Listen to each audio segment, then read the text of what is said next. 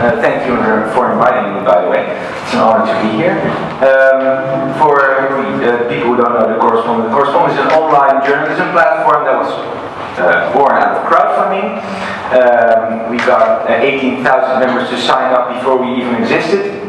And there are a few things that are the main ingredients of the Correspondent. So one of the most important things is that we are founded on a very specific philosophy of news.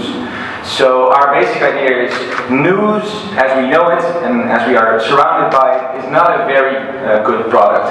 It doesn't really inform you very well on what is actually happening in the world. There's a Dutch journalist, Wijnberg, who was a great inspiration to us, that once said to me and made a great impression on me. He said, news is always what happens today, but never about what happens every day. And what happens every day is a lot more influential to how society operates and how our lives look like.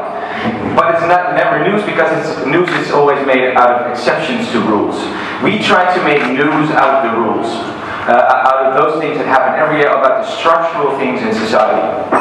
So this is the most important thing. And then there are a few like format things that we decided on. The second is we are an ad-free platform. We have no ads. We don't sell data to other companies, third parties. We are member-founded only. The third is that we are very author-centered, so the storyteller, the journalist in our case, the storyteller is as important as the story told.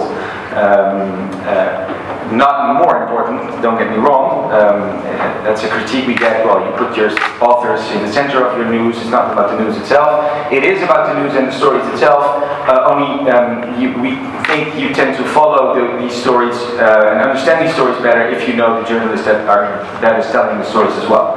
And then the fourth is we put a lot of effort, and I saw in the groups a few things that interested me a lot. We put a lot of effort in getting our members to contribute their knowledge and expertise to our journalism.